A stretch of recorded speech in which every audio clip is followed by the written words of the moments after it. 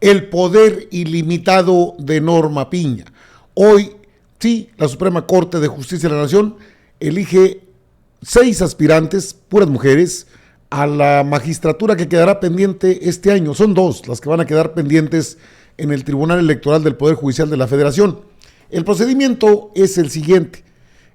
No es una terna que mande el titular del Poder Ejecutivo. En este caso, los nombres de la terna serán aprobados por la Suprema Corte de Justicia de la Nación, por Norma Piña, sus ministras y ministros, el Supremo Poder Metaconstitucional. Luego pasarán a la Cámara de Senadores para que de una terna se elija a una persona, pero serán 2 a elegir. ¿Cómo se hace el procedimiento? Ni cuenta.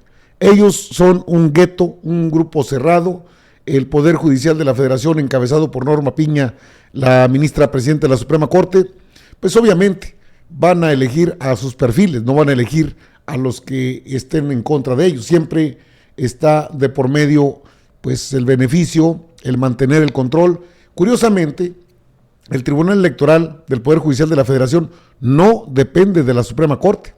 Es decir, son la última palabra, alfa y omega en cuestiones electorales. Son sus decisiones irrebatibles, se pueden inconformar, pero pues hasta ahí las llegan. Es la última palabra en temas electorales y esto es delicado. La Cámara de Senadores se limita solamente a elegir de una terna elaborada por el Tribunal Electoral, en este caso por la Suprema Corte de Justicia de la Nación, que en su procedimiento, la verdad, deja mucho que desear. Así fue, mire, para que entienda usted, este es el personaje que explica qué tipo de temas aborda la Suprema Corte. Esto lo dijo así para que entendamos un poco de qué se trata. Correspondiente al desarrollo del procedimiento seguido para seleccionar a las personas aspirantes al cargo de la magistratura de la Sala Regional Especializada del Tribunal Electoral del Poder Judicial de la Federación y posteriormente el asunto que se encuentra listado, una contradicción de criterios con el expediente número 408 de adaptación correspondiente que lleve a una primera selección respecto de 6 personas, 6 nombres de personas aspirantes al cargo que serán seleccionadas en esta sesión ordinaria de acuerdo a la votación que emitan las ministras y los ministros que integran el Pleno del Tribunal Constitucional de nuestro país y posteriormente en otra sesión.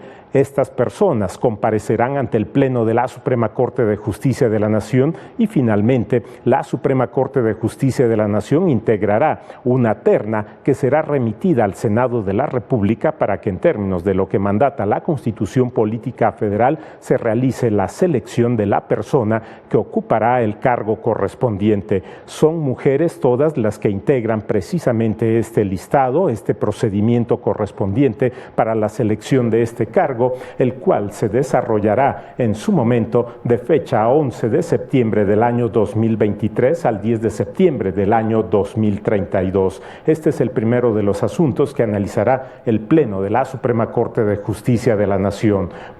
Bueno, ahí está el procedimiento explicado. ¿Quién dijo que eran puras mujeres? Ellos, la Suprema Corte.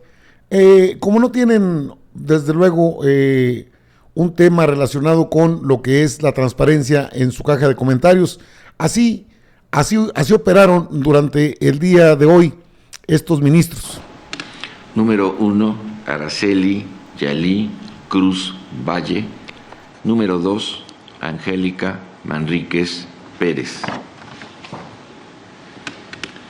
Número 2, Angélica Manríquez Pérez.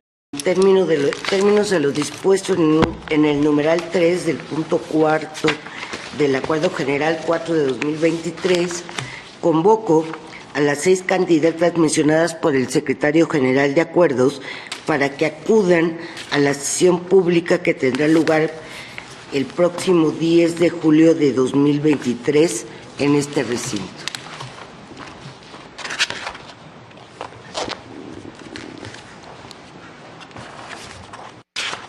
Continuamos.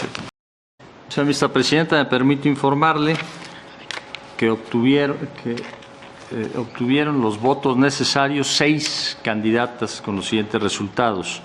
Guevara y Herrera María Cecilia, 8 votos. Mercado Ramírez Marta Leticia, 8 votos. Cruz Valle Araceli Yalí, 7 votos. Macedo Bárcena Saidé, 7 votos. Correa Alfaro Nancy, 5 votos.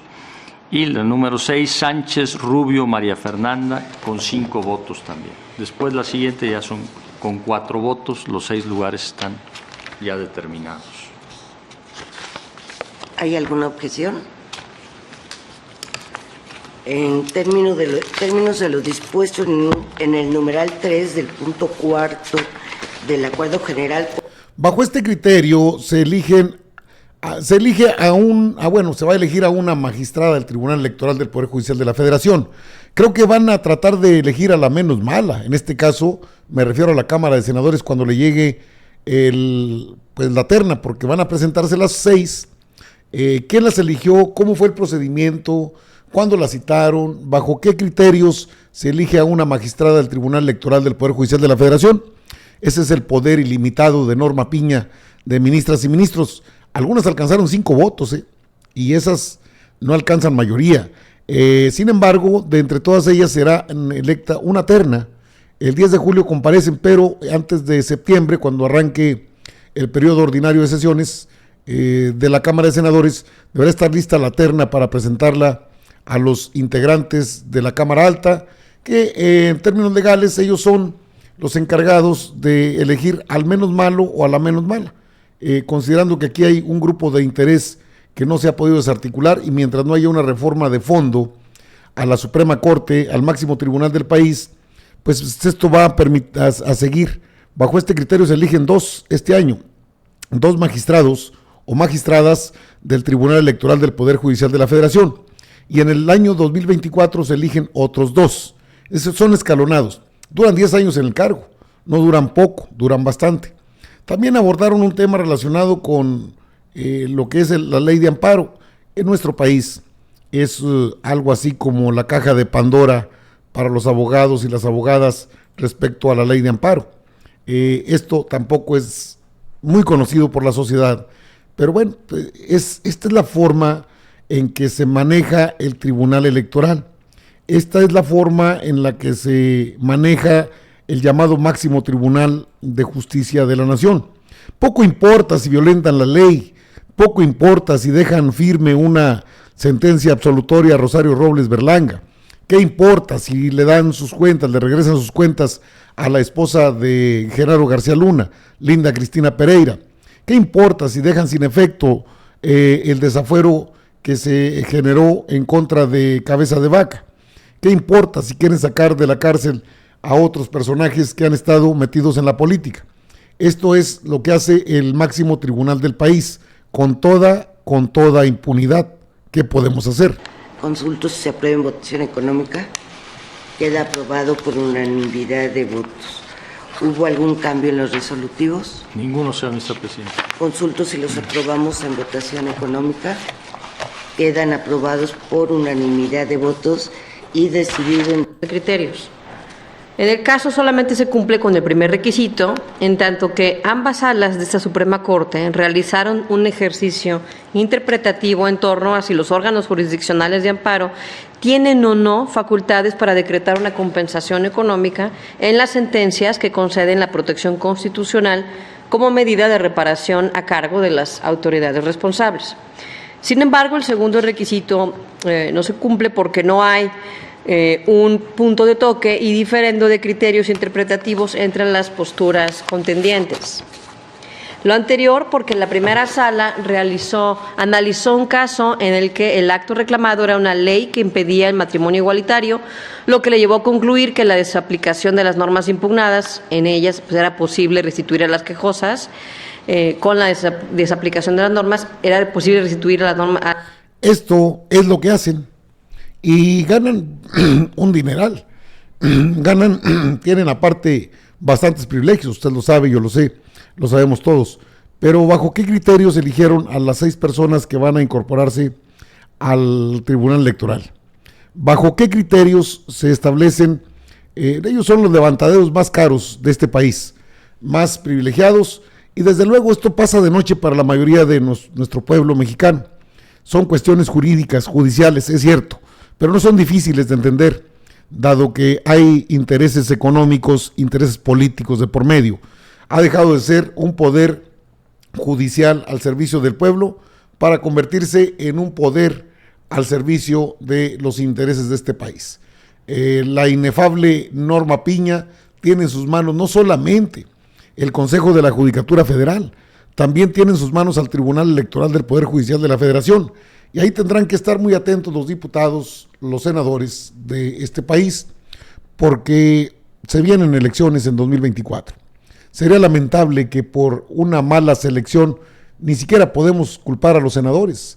Les van a mandar una terna, la va a elaborar la Suprema Corte y luego la pasan al Senado para validar, pero quienes eligen son los ministros y ministras.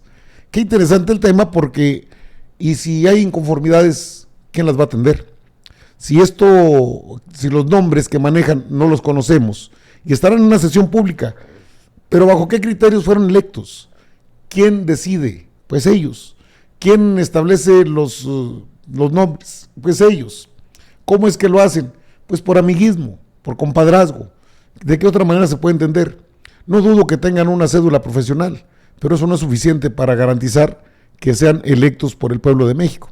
Son electos por un grupúsculo de poder que encabeza Norma Piña, Gelacio Pérez Dayán, Pardo Rebolledo, Margarita Ríos Farjat, Juan Luis González Alcántara Carrancá, hasta Alfredo Gutiérrez Ortiz Mena, es decir, el grupito mayoritario de la Suprema Corte.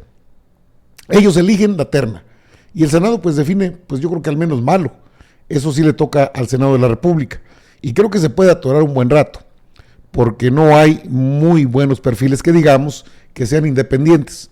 Son perfiles a modo, perfiles que le interesan a Norma Piña, a los ministros, a las ministras que vienen de diferentes partes y grupos de poder. Qué lamentable que no podamos todavía elegir a ministras y ministros, y que en pleno 2023, arrancado el sexto año de gobierno del presidente de la República, no se haya podido frenar las ansias de poder que tiene esta Corte. No, por Norma Piña, encantados, así es, este máximo tribunal, ¿están de acuerdo? Pues ya está platicado. Ellos, antes de entrar a este tipo de sesiones, ya tuvieron una reunión previa, ya saben por quién van a votar, y la línea la da Norma Piña. Bueno, quiero pensar que llegan con otros intereses, los empresarios, ese 1% del país que maneja la economía en buena medida de este país, nuestro. ¿Cómo se confunden los juegos políticos con lo que son los juegos judiciales? Y luego, pues ni siquiera responden al Poder Ejecutivo cuando les envía una notificación a fin de que expliquen por qué es que violentan el artículo 127 constitucional. Están convertidos en el supremo poder conservador. ¿Es la Suprema Corte de Injusticias de la Nación? O debo decir, la Suprema Corte al servicio del Frente Amplio, de Claudio Xicoténcatl, de Salinas, de FEMSA, de los empresarios. Pues no entiendo de otra manera. Tenía obviamente la idea de que así era el procedimiento, pero lo tenía que confirmar. Hoy nos damos cuenta que ellos nombran una terna y luego el Senado aprueba o rechaza, cuando debiera ser, en términos muy, muy, muy reales, que el Poder Ejecutivo al menos tuviera la posibilidad de mandar la lista de personas que pudieran ser consideradas para ese cargo. Es el Tribunal Electoral, es la última palabra en temas electorales. ¿Podemos pensar que habrá juego limpio en el 24? Con estos procedimientos yo puedo ponerlo en duda muy fácilmente, porque después de todo son ellos los que deciden de eso, y así estamos. ¿Cuándo van a detener a Piña en su accionar? A menos que de veras haya una movilización fuerte y pidan su juicio político, que no es nada del otro mundo y que puede pasar, pero no se ha hecho, ¿verdad?